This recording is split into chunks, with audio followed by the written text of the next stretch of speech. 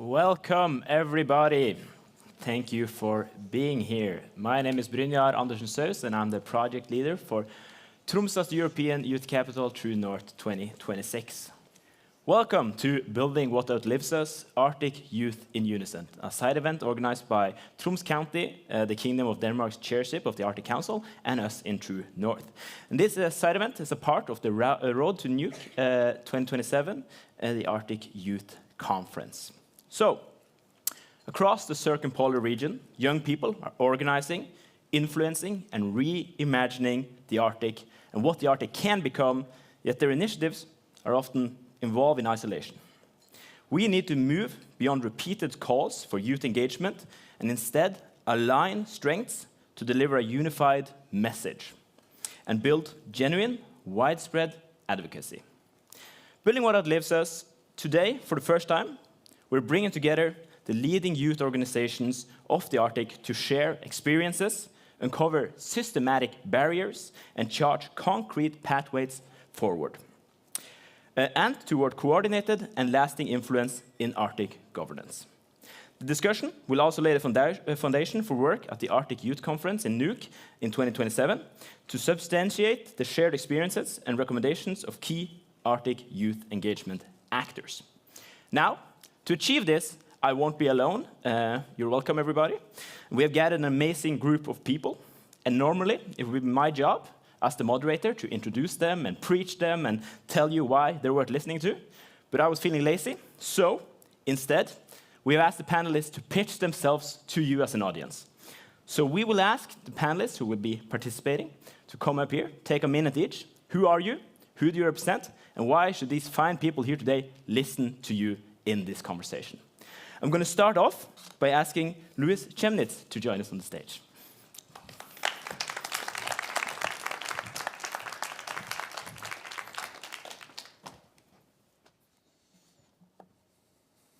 Roinaruso, manisi nagama, wa luim atarapunga kalatuna nganopunga numi. Thank you for having me. My name is Louis Ilikbabis Chemnitz. I'm from Nuuk, Greenland. I'm a member of the Arctic Council Chairship Youth Committee. So the Chairship Youth Committee is initiated by the Kingdom of Denmark's Arctic Council Chairship that exists to ensure that youth perspectives are meaningfully connected and also incorporated into Arctic cooperation, not as a side conversation, but part of the process and more into the center. We work across regions, across the entire Arctic, across sectors, and with youth networks to strengthen Arctic youth cooperation, to build capacity and create spaces where young people can contribute meaningfully and also develop their capacities in the meantime. One of the key initiatives, as was mentioned, is the Arctic Youth Conference happening next year in my hometown, in Nuuk, which will bring youth together from the entire Arctic to create a space that moves beyond just a dialogue, but really to ensure that there are shared positions in the space and then collectively create something that will be concrete inputs that we can bring with us every other space that we're going to also. So the idea of the conference is not just an event in itself, but really to have something that we can bring other spaces also. We will get more into that, what that looks like concretely. So we see this as a really key milestone in youth cooperation and strengthening the youth voice by having this conference in Nuuk. At a time of geopolitical uncertainty, as we also thought about in the previous high-level picture, high-level panel we just had, it's even more important now to bring the youth together, to create connection, to create collaborations, and who more capable of creating this than youth who are active supporters of cooperation, of youth empowerment, and even of those younger than themselves that we also see represented in the name of the panel. We are not just thinking of ourselves, but the future generations. I'll leave you with that. Thank you.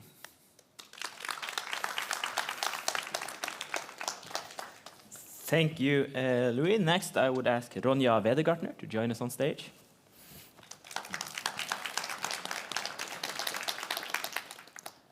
Hi, my name is Ronja Vedergartner, and I'm representing the Youth Together for Arctic Futures Project Consortium. The Youth Together for Arctic Futures Project is a project that started in 2024. And when we created this project, we worked together across many organizations because we saw that there was a lack of something that enables Arctic youth to come together, that gives them the opportunity to exchange their opinions. And also, we saw that we needed a forum for youth to be heard, not only in relation to nature and climate, but also towards other issues. So together, WWF, the Global Arctic Program, the Arctic Youth Network, the Sami Council, the Association of Polar Early Career Scientists, Tromsø Municipality, and the European Youth Parliament conceptualized this project. And we have been bringing together youth, and we have been developing policy recommendations, and we have been advocating together for better inclusion of youth voices and institutional representation of youth voices. Right now, our project is at a halfway stage. That means we are more than ever thinking about how can we ensure a legacy of youth voices being heard. How can we make sure that there's enough money for youth to come to events? And how can we make sure that there's enough capacity for people to engage with youth, not on an on-off or ad hoc basis, but sustained and for a long-term time? We've seen a lot of great people coming to our events and engaging with us, and it's always so great to see the initiatives that are springing out from these participants. There's so many good ideas in the room and so much enthusiasm. But one of the questions that I am bringing into this discussion is how can we actually make sure that these good ideas get the chance to develop? How can we make sure that youth, whenever they have an idea, how can we make sure that they can realize it? How do we get project funding to them that's simple and that allows them to realize their dreams?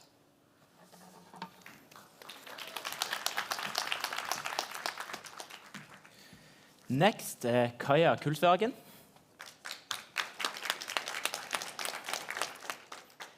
Hello, my name is Kaja Kulsvagen.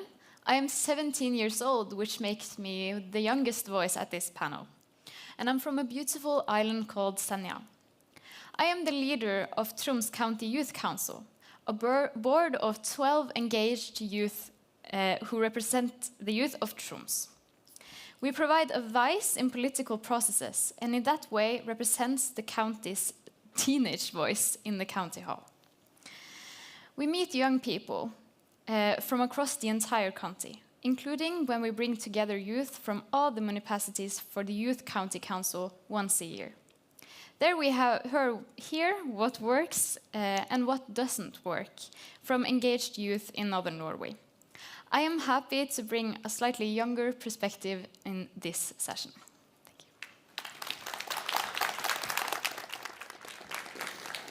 Thank you. Next is Julius Mikael Lindy.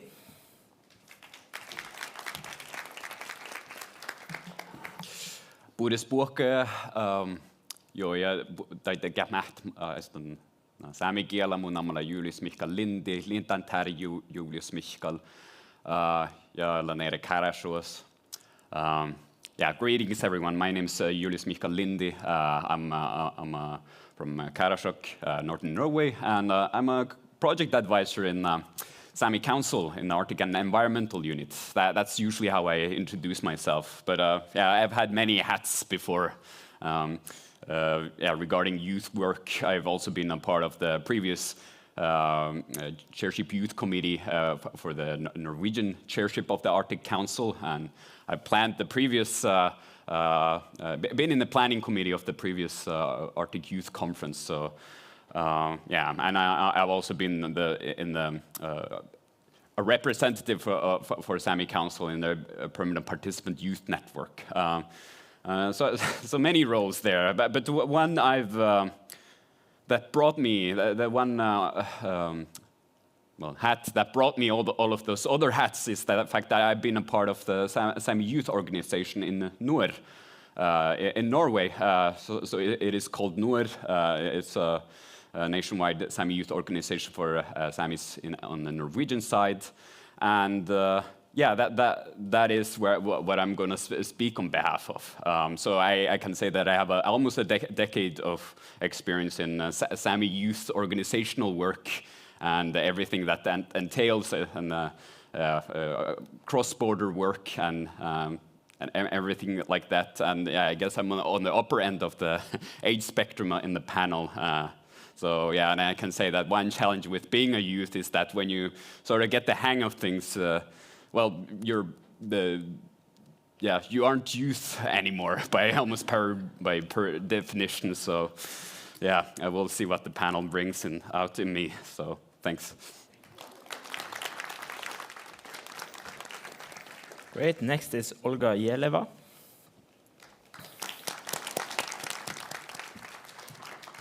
Hi, I have 3 abbreviations for you today. I'm a member of the Arctic Youth Network, AYN.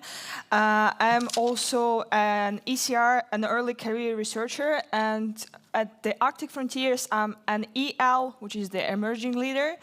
But today I mostly will speak on behalf of the Arctic Youth Network. We are non-profit corporation Canada, but we have a very international board of directors, and we think we are the only non-academic transatlantic youth organization in the Arctic, across the Arctic, representing people who live in the Arctic and also those who are interested in the Arctic, research it, or want to go there and live. So yeah, that's the reason why I invite you to hear me out.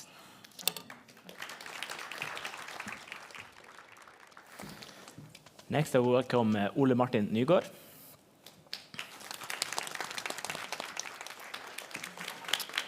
Hello, everyone. My name is Ole Martin. I'm from Harstad, which is just 3 hours south of here with the express boat. I have been the chair of the Youth County Council in Troms before, and I'm very glad to see that it's in such good hands now. But at the moment, I'm the vice chair of the Barents Regional Youth Council.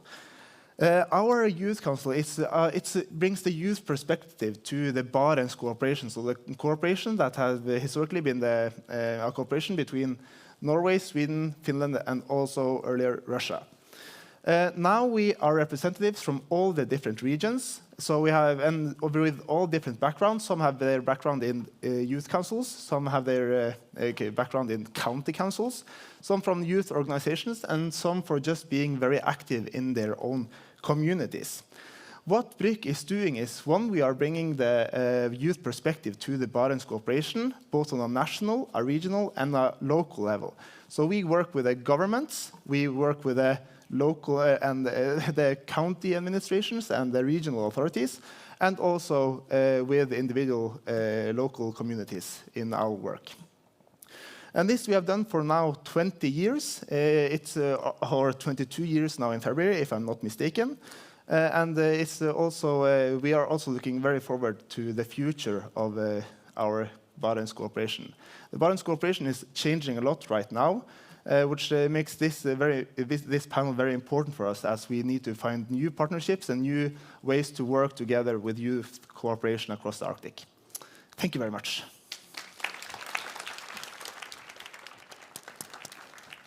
And then Sarah Strand will be joining us a little bit later. So now I'll ask the audience. They've pitched themselves. Do you accept this panel to discuss the topics that land here today? So do it by a round of applause if you do. Thank God, we don't have time to put that on new panels, so I was really glad it was acceptable to you. I want to start the conversation by discussing some of the barriers, because if we assume that youth participation is a goal we all think is valuable, and we also want to discuss how to get better at it, that implies there's something wrong with the system today, or something lacking. So I want to start with Kaja, as the youngest panelist. Is your experience that decision makers listen to you, and you guys are heard when you present your solutions or policies to decision makers? Sometimes they choose to listen to us, and when they do, they love to brag about it. That's my experience. And right before Christmas, we had a case about the pricings of public transport tickets. And we recommended that these should not rise for the youth tickets because it's used by a lot of youth that are living on their own and don't have a lot of money. And they actually chose to listen to us that time, and they even decreased the tickets, and we were very happy. But this is a rare sight. It doesn't happen often enough, and I feel like often we're talking and we're saying our opinions, but it's sort of talking to a wall, because it's not often we get a good response as we did that time. When you're saying it's like talking to a wall, do they respond? Do they tell you why they disagree? Or do they just like nod, smile, and then go back and not do what you told them to? It's often the nodding and smiling. We never get, no, we disagree, and then we can discuss it. They sort of just accept that we disagree with them, and then they move on. So it's no room for discussion afterwards. Louis, you've been involved in a large variety of youth engagement in different ways. I see you nodding when Kai is talking about this. And you've been a member of the Arctic Council Chairship Youth Committee, facilitating youth seminars, board member of student associations, titles. What would you say are the common factors in successful and also unsuccessful youth participation? Yeah. I think it's a very good question. Your question makes me think of my background in Greenland. And I'm studying at the University of Greenland. There, I was co-creating the youth association and also the youth council that we created. So this tells us that these were not in existence. They had been existent before. There was the student association Ili. But during my time in my bachelor's and my master's, these were coming up again. And it shows that there's not a lot of youth engagement. So I think one element, of course, is the youth themselves, and they're able to do something, but also the structure, also the culture that is created, which is not just only the youth that are creating this, it's everyone that co-creates this. And I think your example, Kai, also shows that who has the power to take some decisions and who has not. I think we're all co-creators of the realities we're creating, and I think giving spaces to youth like this allows this viewpoint to be brought forth, and this can create change. I think when youth are just a box to be ticked, and their considerations are not brought forth, and they're not really listened to, and they're not implemented, then of course this is not true and meaningful participation of youth. So this would be a case where there's not really a success in youth involvement. Olga, you've been through a lot of this kind of work, and I assume you've seen both functional and non-functional versions of youth participation. So is there something when you walk into a room or into a session or into some kind of workshop where you're trying to participate and involve and influence decision makers, where you can tell, like, boom, this is not going to work. This is a bad situation. This is not going to be a successful participation. Is there something like that indicates this is not going to function? I mean, in general, if we're talking about youth involvement, 80–90% of that youth involvement, it's youth washing. We are here for a picture, but then when it comes to making decisions, these decisions are made before. We are here just kind of to say, yes, youth was involved, and that's a big problem, actually. So we need to change that, to give more power to young people, and money is power. So we need to give youth money. We need a youth fund that would be managed by youth. And that's actually something that we are now in the Arctic Youth Network as a transatlantic organization are trying to explore and try to start. Then we're talking like direct funding to youth-led initiatives, not like as part of a bigger institutional organization, but specifically to youth-led initiatives. Yes. I mean, money should come from some other organizations, of course, because we are not making money. We are not printing it. So, yes, we would need to get some investments, and then we, on behalf of youth, try to fund projects. Because one of the challenges that the board marked while preparing for this session was that it's hard to find core funding, seed money. And also, adult organizations have their agendas, and sometimes those agendas does not entirely reflect what our concerns are. Because, yeah, we need youth to youth more and more. Ronja, we're stumbling into kind of the financial side and the funding side. And what we see commonly is that these projects rely on like temporary funding and enthusiasm that is not there forever, that's there for a couple of years. For a lot of these projects, as you are very well aware, are temporarily funded. Is there a way to create funding systems that would be sustainable for youth engagement and youth participation? I'm sure that those can be created, but I think then they need to be co-created with youth. I don't think that we are going to invent a genius funding system right now. I do understand that funders want accountability, but I also think that youth can give accountability, and they don't always need to be giant organizations to give that. However, the reporting in some funding mechanisms is really hard and complicated, and this is something that I think a lot of youth can feel is draining. And it's draining also the enthusiasm to engage in youth work. So I think an easy way to facilitate this would actually be having a position somewhere of a financial officer that helps just specifically under-resourced youth organizations with project reporting.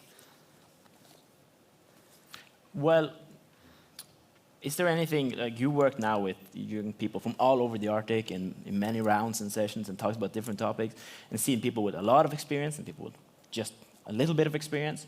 Is there anything that the institutions and decision makers are doing to specifically demotivate young engagement? I don't think that it's intentional, but I do think that, as Olga mentioned, when it's youth tokenism, this can be quite, demotivating for youth. And our sessions and our project also brings together youth from a variety of backgrounds. And when they feel that policymakers have not informed themselves and done their homework and read a little bit back about the situations that they are encountering in their homelands and in their communities, I think this is something that sometimes can be hard for youth and can be a barrier to participation, in addition to other systematic barriers that youth are already facing, and especially youth from remote communities and also indigenous youth are facing. Sarah Strand, welcome to the stage, Executive Director of the Association of Polar Early Career Scientists, or APEX. Thanks for joining us. I'm going to jump right to you with a question. Because academia has maybe not been famous for its young and vibrant atmosphere historically. I remember my mom telling me that she was referred to as a young talent once after she had turned 50. So what would structures to that? What would structures to that to connect youth, both young scientists and in the communities of the research carried out, where the research is carried out? What could those structures look like to get that kind of young perspective into academia as well? Yeah, thank you for the question, and sorry to my fellow panelists that I had to step in a little late. I think that indicates a bit some of the capacity issues that will come up on this panel. But thank you for the question, and I think something that's quite motivating for me right now is seeing new structures develop and also much more collaboration reaching outside of academia, because I think historically many students, when they've been having their studies, you really only get the perspective from professors who, of course, know their path in academia to become a professor. But I mean, we all know even many people who do take PhDs, of course, don't continue in academia. They don't become professors. There's many other things you can do. And so I think it's very important that we have these structures that are cross sectors. So, activists, artists, students, like really all types of sectors working together. And I think it's very inspiring with the early career community right now that there's a huge push to look more into how we do science and to make sure that that's happening in the best way. And the only way to really delve into that issue is to work across these sectors that you were mentioning, and that cannot happen in academia alone. And I think actually the youth organizations are really leading the way right now, and that as we form these bonds together, we are kind of making these structures and these collaborations that then we can use to revitalize academia and make it more vibrant and young than it has been in the past. How do you see those connections as of now, like the connections between academia, scientific research, discoveries, and policy creation, policy developing, and especially when it comes to the youth participation? Is that research made available to young people who are engaged in communities? And how can we, if not, be better at making that research available to young people who are working with policy? Yeah, I think there is definitely a bit of a gap, I would say, between the research aspect and the policy aspect, but I think that's something that is really being improved now. I think it's already been touched upon, a project that I've also been working in, Youth Together for Arctic Futures, which very much has a policy focus to make sure that youth feel they can be engaged and informed in the political process. And something in my role with APEX that's very important is there's the title of the organization, the Association of Polar Early Career Scientists. We work in the polar realm, and there are some big priority-setting processes going on in polar research that are happening very much at the level of like research directors, funders, and that often feels very opaque for young people, I think, like what's going on at this decision-maker level.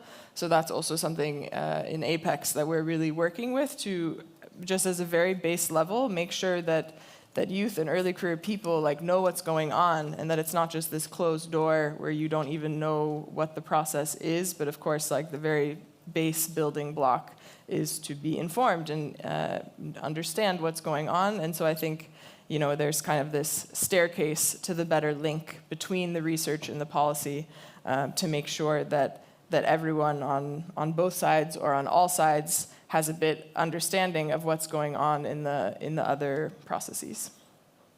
Thank you.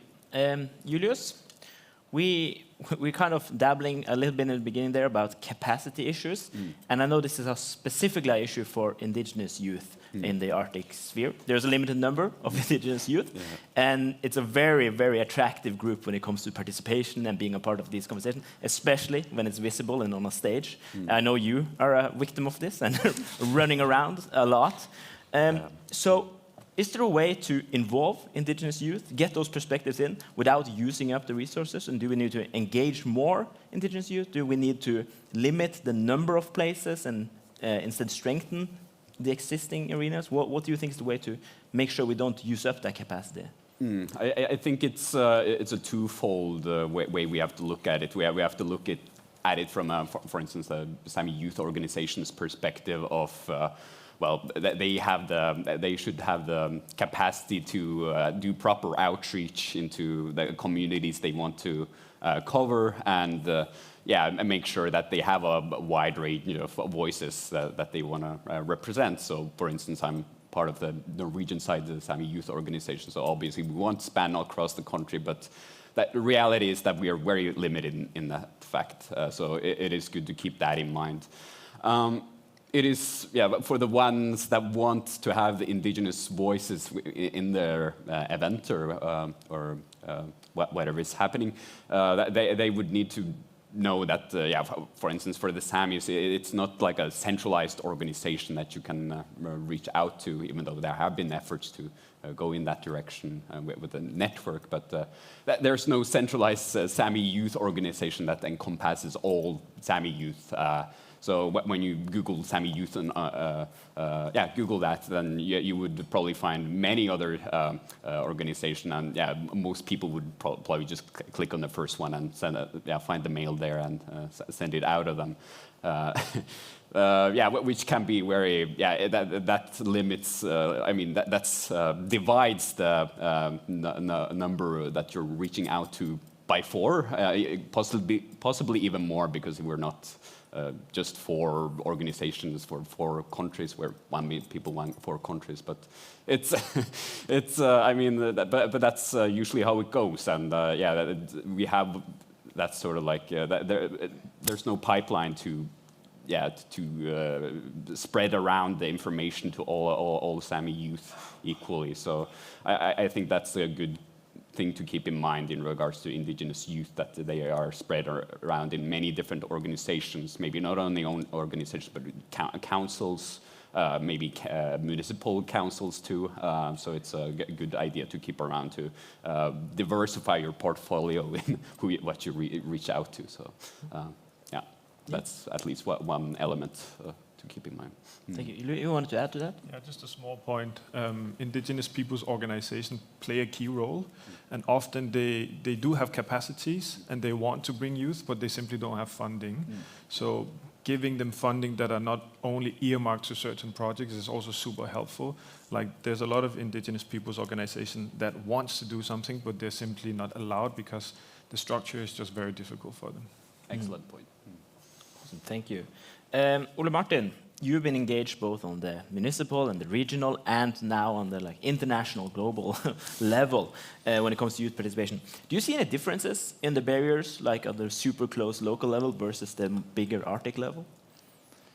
Yes, it's absolutely a difference there, but the biggest difference is how it's done in the different countries and the different areas that we are active in BRIC. We see that in Sweden, for example, there is no tradition of having youth councils at all, but in Norway it's obligated by law, and therefore also all the municipalities and the regions, counties have to fund some sort of a coordinating position as well. So it very much depends on where you are and how willing both the politicians but also the administration in both a municipality and county are, how much they are willing to pay for youth involvement. Do you think young people should be paid for contributing to policy? I don't necessarily think that we should be paid. Of course, that is. Oh, this is a hard question. It's a very hard question. No, but of course, the adult policymakers and the adults working in politics are getting paid.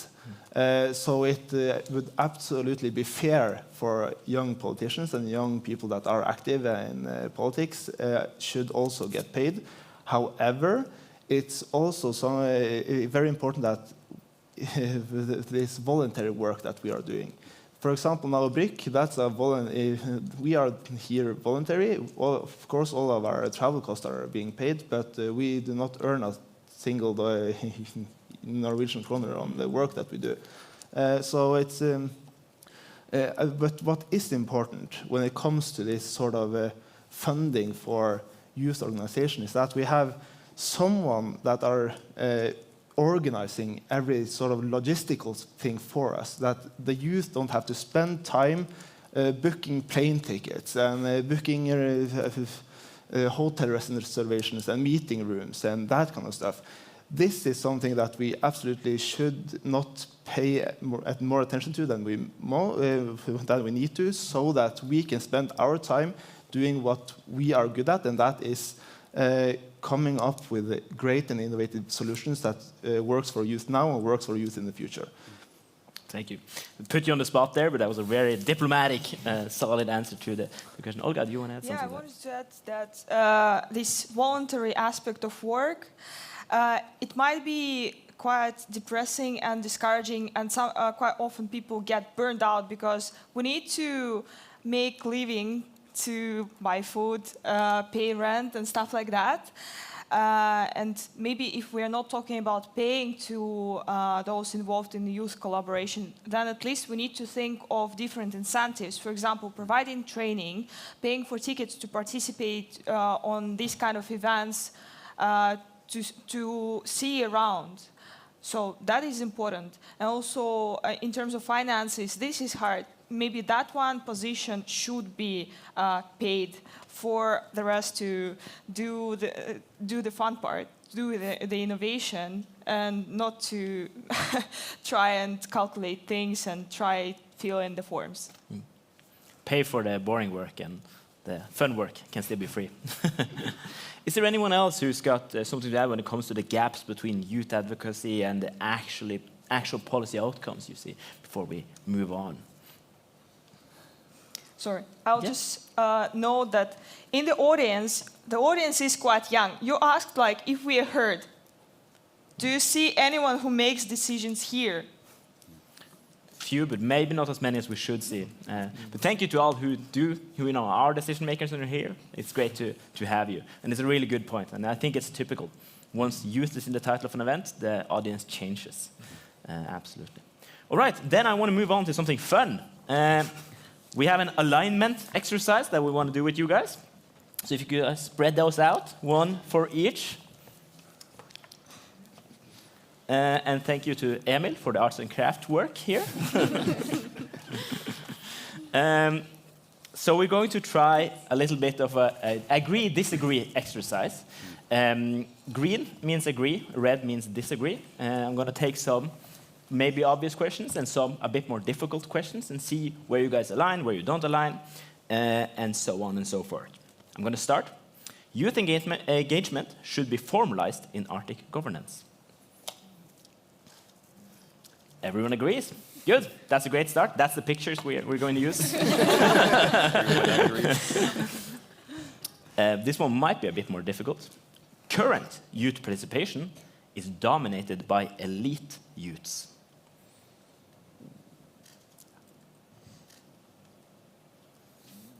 There's some agree, some disagree, some half agree, some unsure. Olga, why don't you think that? In the Arctic Youth Network, we are striving for transparency, and to get on board of the Arctic Youth Network, you need to send an application when the board is being renewed. And we are trying to make events to include local youth. So we are trying to reach out to local youth to include more young people from far. That's why I disagree. Kaya, you agree? I do. I experience that every time I start a new project or such, I see the same youth every time. You have around 20 youth that are engaged in Tromsø, and you see them everywhere. And I think that's it's difficult to do something with, because the nomination committees often view things such as if you have experience from earlier or other things, and it's such as me who knows what they're looking for. I know what to answer, and I know that I know what I'm going to say to receive a role. And the youth that don't know these things don't get the roles. They don't get the positions, such as in youth counties and such. Yeah. Julius, you were also on the agree. Yeah, no, I also agreed on that, but I also wanted to ask what the definition of elite youth is. But I'm going to assume it's go by Kaya's definition of repeat customers that we see a lot in the youth spaces. From my experience working in a Sami youth organization, there's no proper pipeline to, I guess, funnel Sami youth with a very broad diversity to these things that are happening, and the ones that are Kaya mentioned especially. So that's why I kind of agree on that we have to do something about the repeat customer situation. Couple more quick comments before we move on. Ronja, then Louis, then Ole Martin. I just wanted to very briefly speak about. I think it's good whenever there's people who are there repeatedly, because you build skills and you build connections. But I also said it's true, because we see in the Youth Together for Arctic Futures project that we do work quite hard to get youth that haven't had chances to participate yet. And we are working very successfully with that, especially under the leadership of the Arctic Youth Network, who are organizing regional youth meetups where they're going into communities such as Inuvik in northern Canada in the Northwestern Territories, and where they're running local workshops there. And the perception is that these workshops are very, very well received. However, it takes a lot of energy, time, and money to organize these kind of workshops that lower the threshold to get engaged into politics into a more sustained way. And you need to spend time working with local organizations in the communities to actually see who might be interested. So again, it's a capacity issue, and I think we should be aware of that. 2 really quick comments before we end this. I'm thinking of my friends. A lot of them have capacities that they can contribute, but these current spaces that exist don't allow for all of my friends to go to these spaces. It can be language barriers, it can be economic barriers, there can be even like sitting in front of a big crowd. This can be a big thing for others. I think there's so many capacities. We have this untapped potential. So I think we need to think of how we can really, tap into this potential and diversify the views and the peoples that participate. Yeah. 2 very quick things. I think us as youth organizations really need to think about how we are recruiting and how we are electing people in our boards.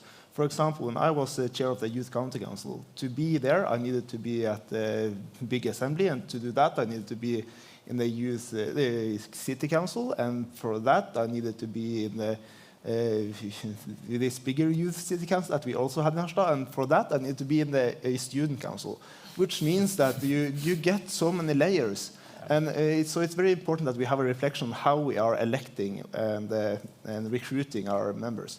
The second thing is that Oslo Youth Council are doing something very, very interesting. They have not one arena where they are gathering policies when they are making policy documents, but they have 2. They have one that a lot of engaged people come and they engage and talk and blah, blah, blah, blah, blah.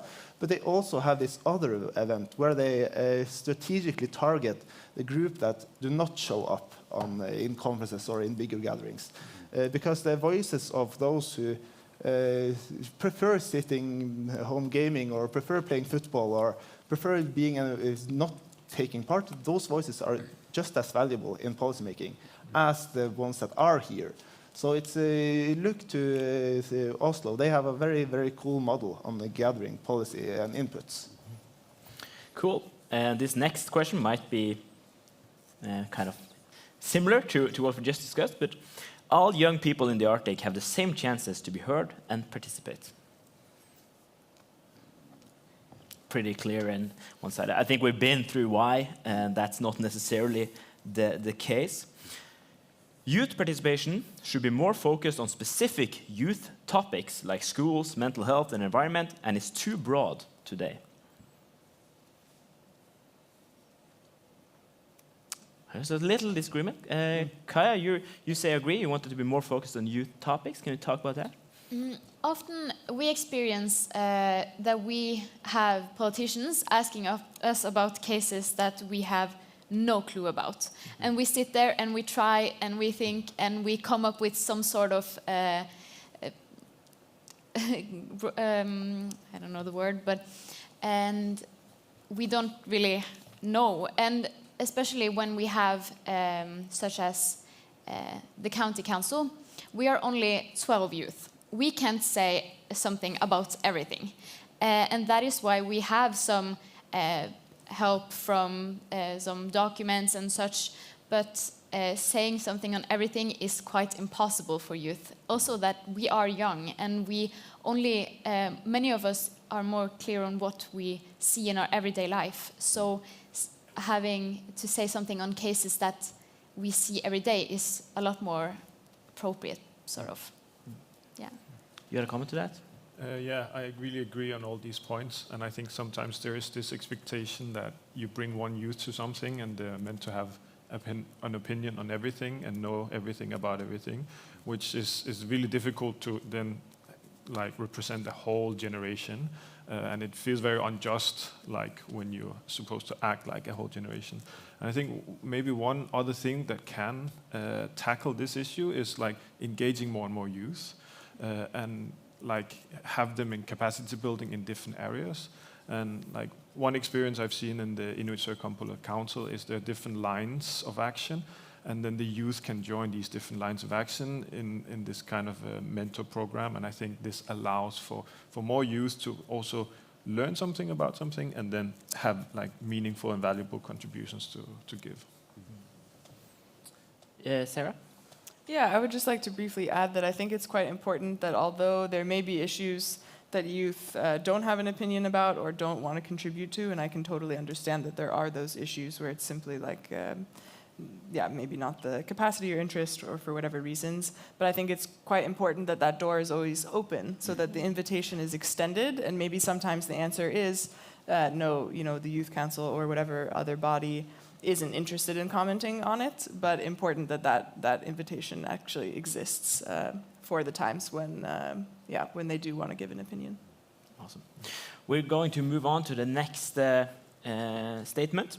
Youth participation should be based on free funds made available to youth-led initiatives rather than earmarked funding internally in large, established adult institutions and organizations in the Arctic.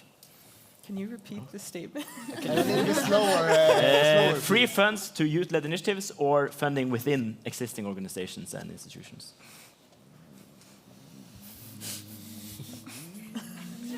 In between. You're going to be great politicians, all of you. Olga, tell me why you're split there. There should be both to make sure that youth involved into ongoing general initiatives, but also there should be funds within youth organizations for our existence, to send people for training, to participate in events, and also to make some youth projects without involving bigger organizations. Now I'm going to be unfair. If you had to choose, which one would you go for? I would go for independent funding in the organization. Awesome. Julius, you want to add to that? Yeah, I guess I agree on that point. I don't see those two things as mutually exclusive. So, yeah, I would also, if I had to choose, I would go for the free funding because I think that youth should have that sort of ownership over what they use their funds or on a reasonable basis. So, yeah. Yeah. You might not see them as mutually exclusive, but maybe the people with the money see them as mutually exclusive. All right, two more before we move on. The next one is young people should be paid for their contribution to policy development. There's some half agrees. I don't know, is that half agree or is it a completely agree? Or I can't speak for my whole consortium, and I can't speak for my organization. I think I can only speak for myself there. Yeah, fair. Well, Martin, you think they should? It is fair that us young people doing the same job as the adults are doing should absolutely get paid. However, it should not be that the pay is the incentive to be active, which we can see in some cases. For example, I saw that in a youth council in the south of Norway, where it was just completely chaos because everyone wanted to be the chair because the chair got so much more paid than the rest of the council, because then it becomes very chaotic. We should be paid, yes, but also that should not be the incentive to be active. Yeah. I agree with Ole Martin, but also we are talking about expertise. Despite that we are young, we still have certain expertise and knowledge, and this should be respected as well as our time. There was another thought. If we are paid, then we don't need to think about how to survive, how to make money for paying rent and buying food. And that creates more space for creativity, for innovation. Right. So, last one of the maybe more challenging ones. There is a political bias in youth engagement and participation today. Agree, disagree?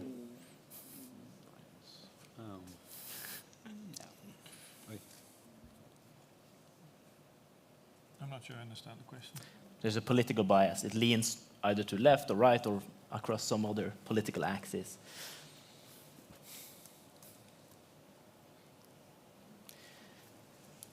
Julius, you were one of the first to agree. Yeah, I guess that requires a comment from me then. Yes. Let's see. I mean, I always think, I think it always is like there's a arrow that points to a certain direction regarding that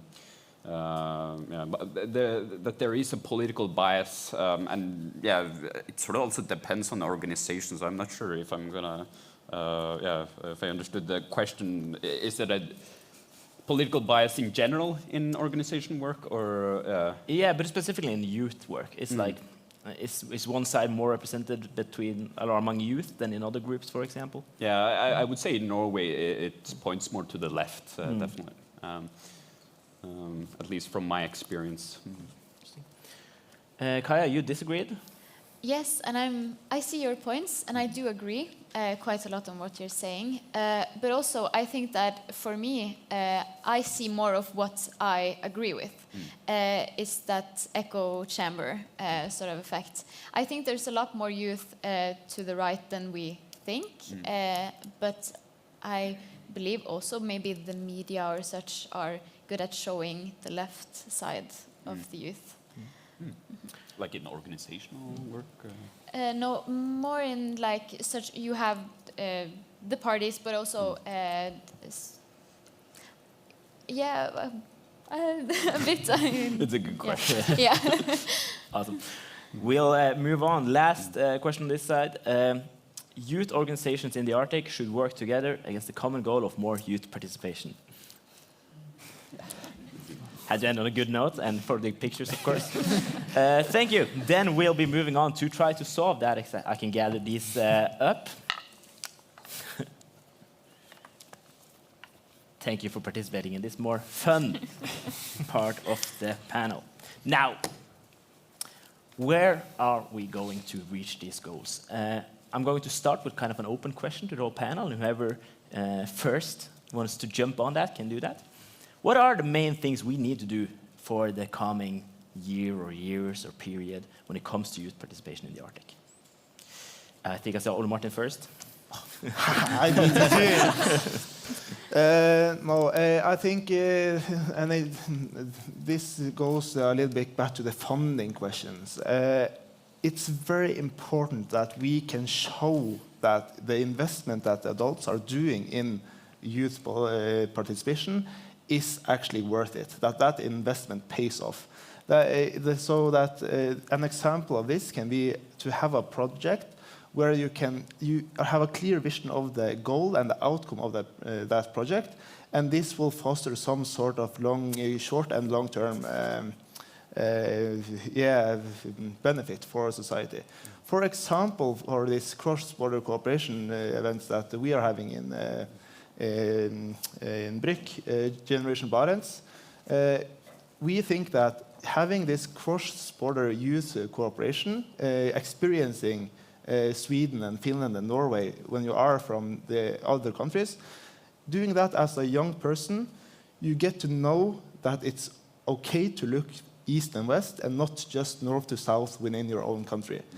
So it's when you are fostering these thoughts at an early age for the youth, when these people become a bureaucrat, or when they start working in a company, or maybe they start in an organization, or they become a politician or something, the terskel, the threshold, thank you. The threshold of looking more east and west becomes smaller. We heard yesterday a mayor from Sweden saying that there are no Norwegian companies in my municipality in Sweden.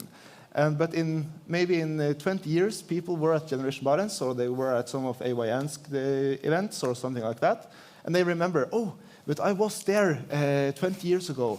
We should start something there. So I think being very clear in the product of the investment in youth policies is very, very important.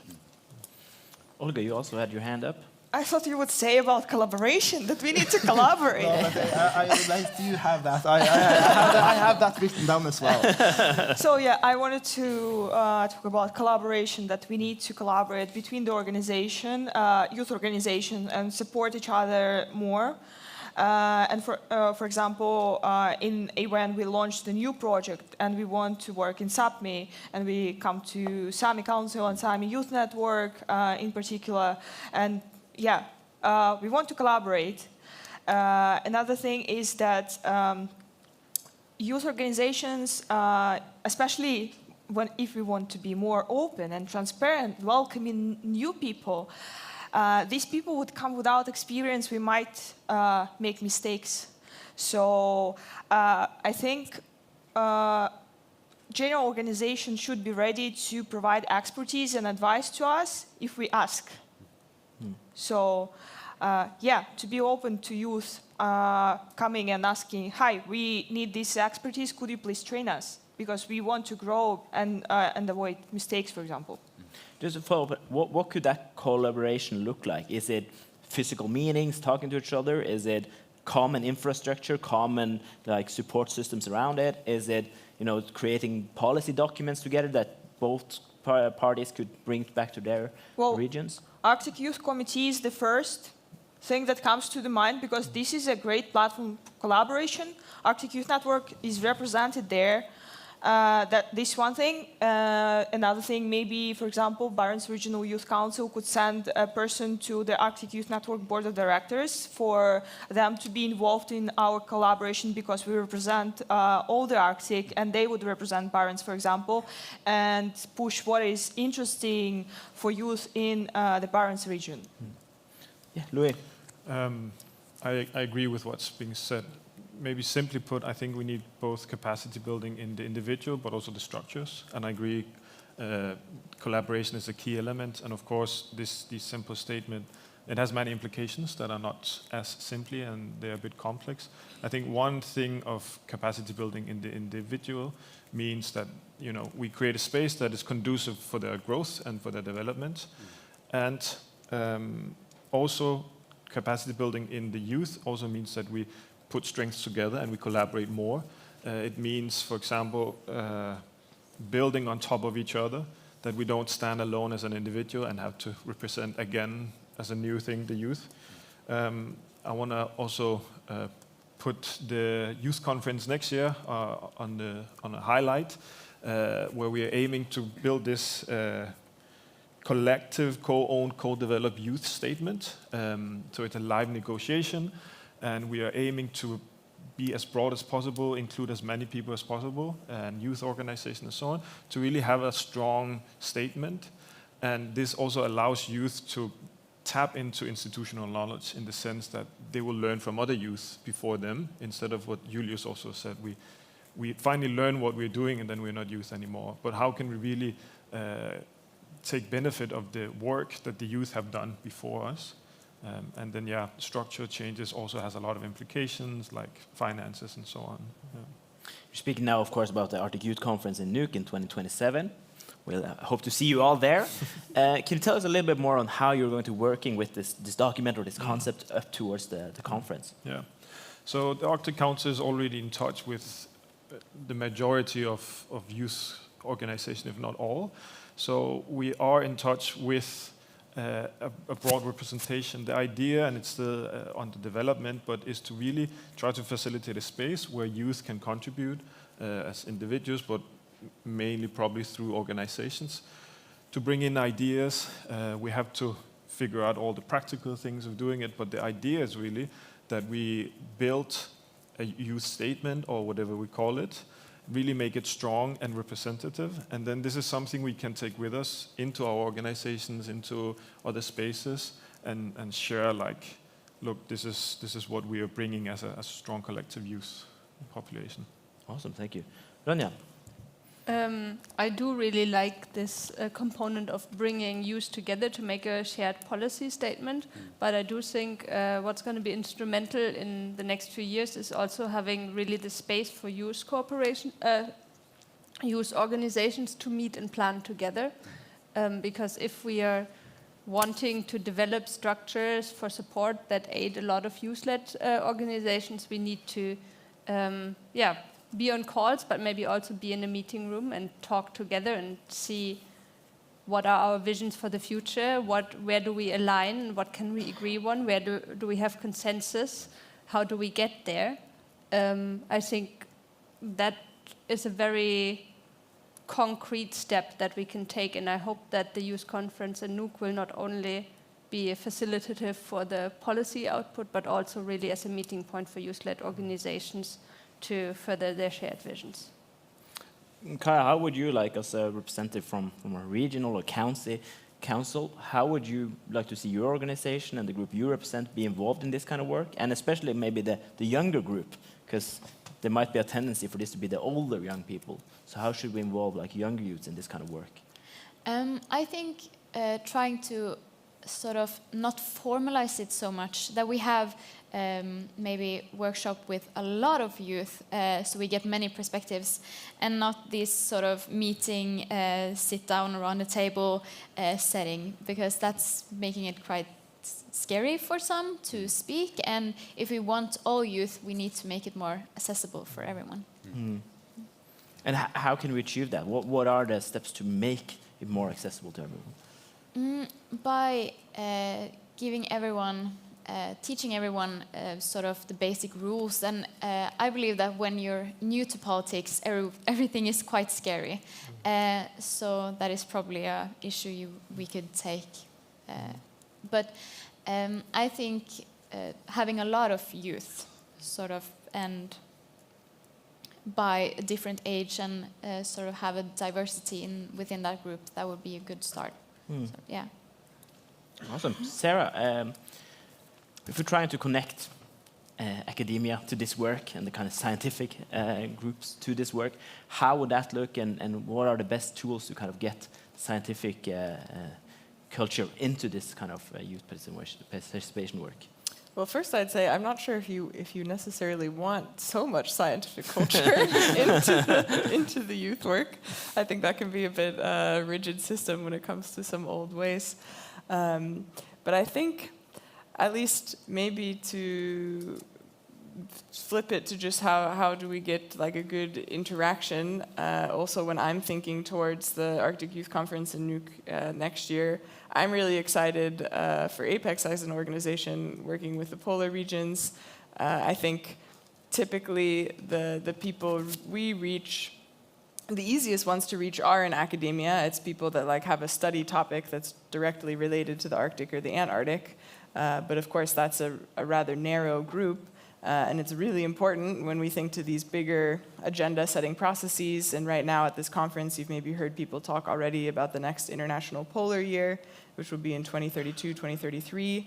And kind of the organizations that are involved in organizing that are very much scientific organizations. But of course, when we're talking about the polar regions, there are so many people outside of academia, outside of these organizations, who really should have a voice in what's going on. It's the residents in these regions.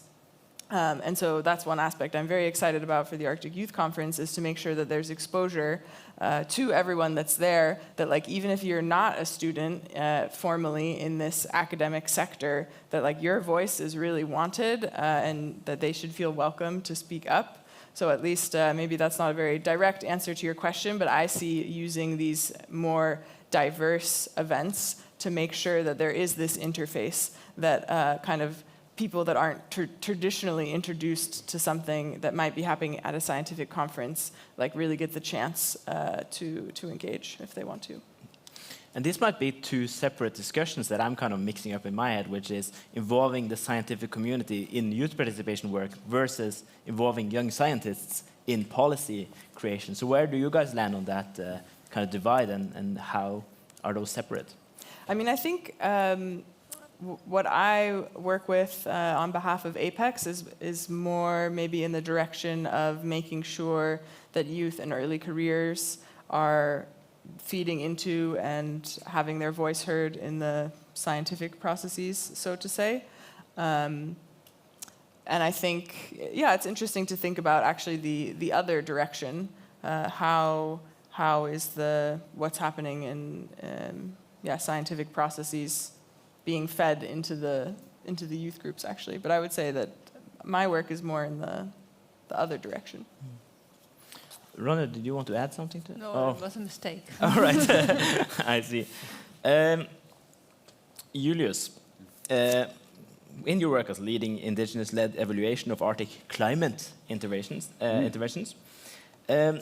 Oh boy. how, and this is, we take climate here as an example, but how should youth influence or critique be implemented in these big projects, big Arctic projects, in your case specifically when it comes to climate, but also maybe that can be generalized?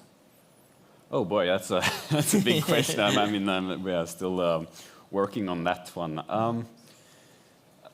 I think this might tie back to what Akaya said earlier on, that it's very often very difficult for youth to say something about many things, especially this this new field called geoengineering, which is kind of what I'm working on in Sami Council.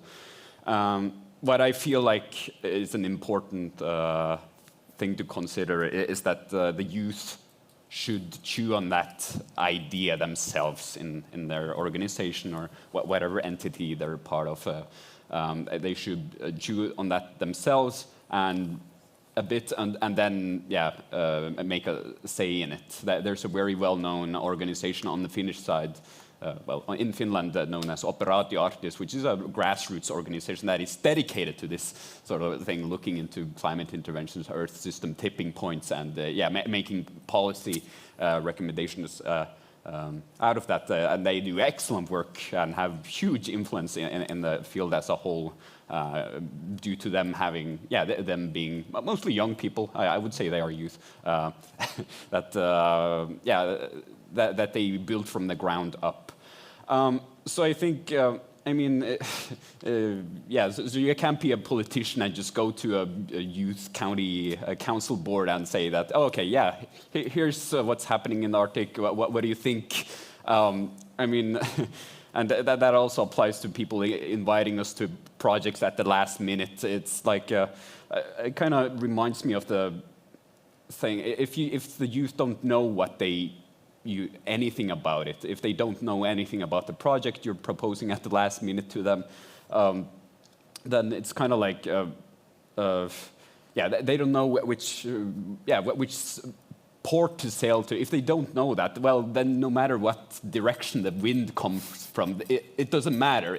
No wind is favorable, no matter which direction it comes from for youth organizations. So that's for huge things like that, you should be able to chew on that for a while, and it sort of depends on what type of group they are in, and maybe that should be catered to. So I don't have a clear answer on that. So I'll stop my rambling there.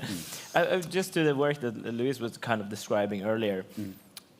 How can we get the indigenous voices involved in that? I assume that's kind of a big part of it already, but without it being another drain on the limited capacity of indigenous youth in the youth participation segment of the Arctic. Can you repeat that? How can you involve indigenous youth in this work without it being just another capacity draining thing? I think it's it doesn't hurt to send information about it, and just a heads up, this is something that's going on. Like I said earlier, it is very useful to be included very early on in the project design, or early on, maybe in the planning of if it's a workshop or something that's planning an event that does this sort of discussion, that the youth are themselves, or some youth are involved in the planning process of that. I think that's a very important element of that. And as someone involved in Arctic Council working group work, I know for a fact that that's also something that needs to be improved across in that fora too. So many things still in progress there. So Olga. We also decided to try and explore these emerging topics, tipping points in particular. And the project that we are launching in Sápmi, Strong Together, Resilient Futures for Sápmi, we are also scared. This is a new topic, but we are trying to be courageous, and we are walking into that topic, and what we're doing, we're asking those who know to come and educate us. We ask for knowledge. So we reach out to organizations and tell us, and also what we are trying to do to make it not that we come and explain things. In SAPMI, for example, we are preparing a preparatory session online and ask youth in SAPMI, what does concern you in regards of the climate change? What can we organize for you in person when we come to that stage? And we are trying to create a neutral platform without a bias, where young voices will be heard in regards to those emerging topics. So. You've gotten a bit of feedback and input to the work you were describing earlier. Yeah. I'm trying to remember the saying, but level the playing field, I think it is. And I think like it's taking into consideration where the youth come from, what reality they come from. It can be things as travel.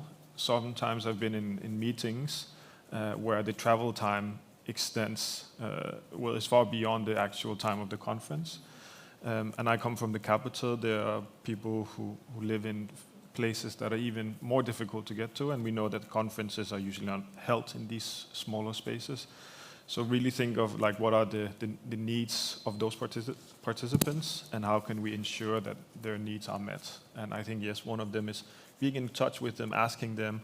Sometimes it's difficult to put yourself in other shoes, but then by listening, by engaging, by hearing, then I think you gain more insights into that. And then I think if we learn to build an experience, the more we're able to collect learning and use it and spread it, then the more we're able to really advance this path also.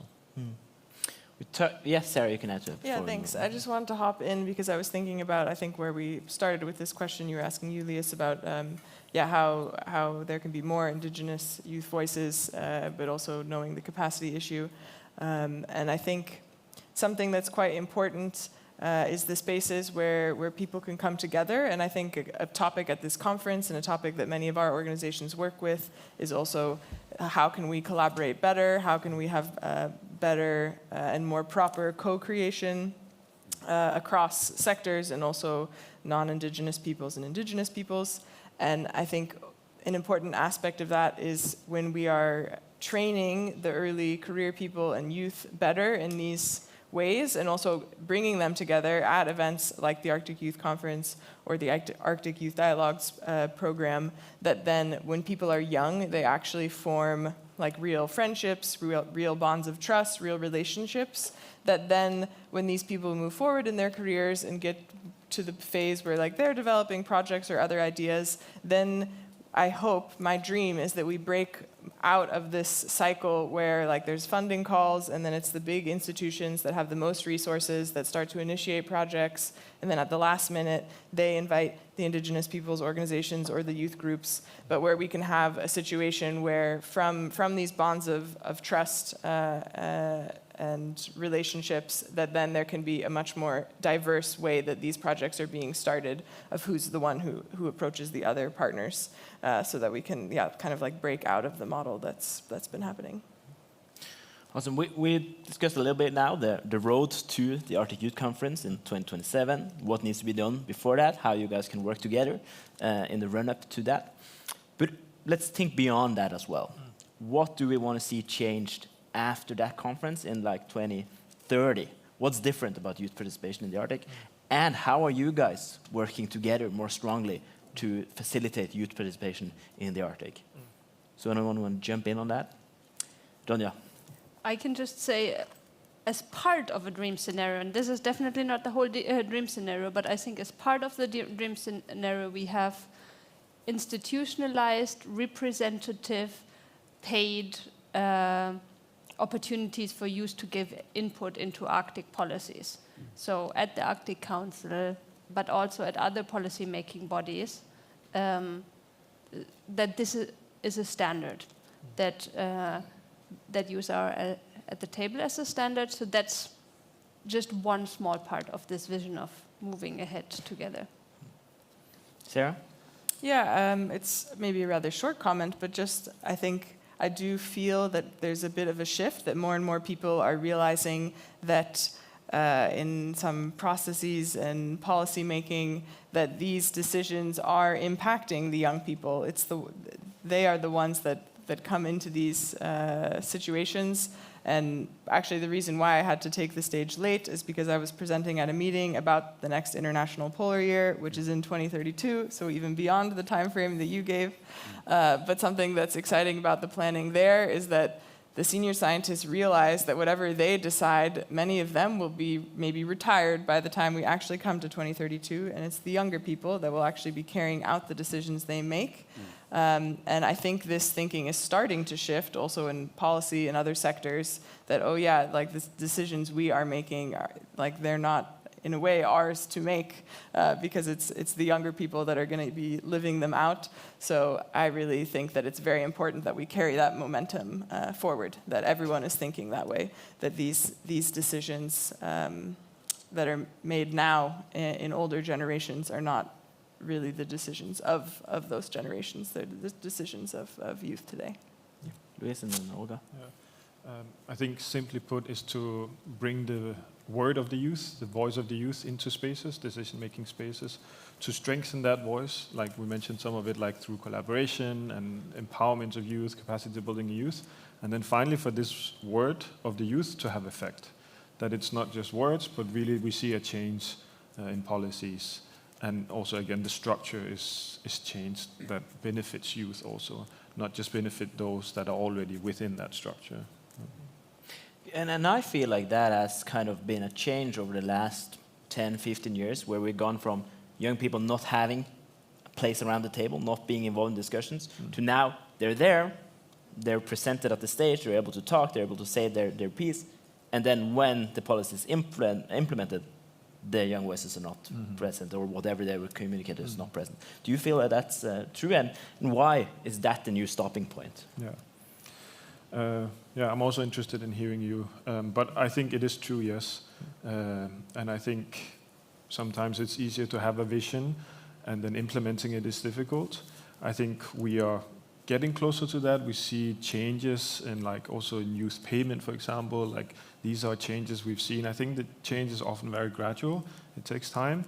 And I think, like, one element is we have to be patient for this to happen. And I think, like, hoping it will and keep working for it will also ensure that there will be change. Yeah, Olga and then Ronja and Ole Martin. Well, as I started my speech, we're exploring the opportunity of establishing a youth fund that would work youth to youth. That's an ambitious goal that we will try to implement to fund youth initiatives. We also are exploring the International Polar Year opportunities, and we are planning to apply with a separate task group, not to step on apex toes, in a more general youth involvement in the IPY processes, exploring science diplomacy in terms of how youth could be engaged in this process as well. Ronja. I think that this youth fund is a great idea. And I do think that together with the youth fund, there should be a structure that can help support youth-led organizations with this capacity building or also capacity sharing, lifting some of the loads off the shoulders of the young people to make sure that they can focus on policy making, because I think the vision for 2030 should really be that youth-led organizations are well-resourced with motivated and not drained youth, so that they can really deeply engage. And I do think that, yeah, one of the things, as Sarah said, that gives you hope is that the people that are youth now will 2030 maybe already be in other positions. You can really see how the people who are engaged in youth work are continuing their engagement. And I think as being one of those people, you then have to keep in mind what you were committed to as a young person, to really walk the walk and not only talk the talk. Ole Martin. For BRIC in the next year's perspective, I think it's very important for us that we as Arctic organizations have each other on speed dial and make it possible or a tradition to always stay close to each other.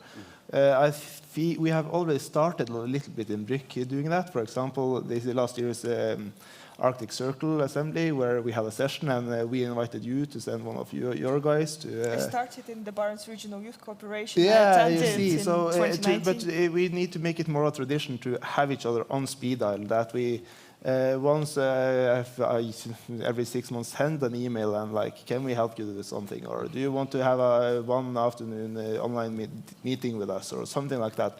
That we are staying close together. That will be very important in the next few years. Julius, you want to add to that? Yeah, I mean, I guess I'll add that to that. Yeah, and repeat what was sort of underscored earlier, that we shouldn't forget to also strive for outreach. It's always going to be a difficult thing, and especially when we try to.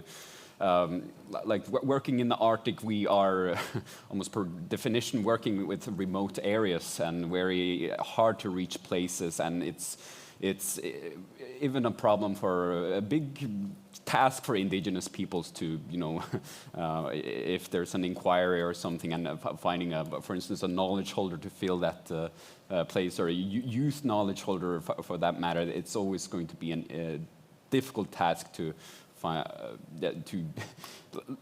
not only logistically, but also maybe there's also language barriers that need to be addressed, and always have that in mind, that it's that the outreach part and the coverage of the different voices should also that should be always strived for, and that the indigenous communities get support for handling that too, and maybe even interpretation is also covered as part of the project application. I'm going to take the last couple of minutes to try to open it up to the audience. If there's any questions from the audience, now is the chance. I understand we have microphones, so you guys could present your questions. And I want to address specifically questions, not speeches from the audience. So, you know, keep it short, keep it to the panelists. We have a question over here. Hello, I really loved the session, so thank you, it's very inspiring. My name's Dave Gill. I work for an international NGO based in the UK.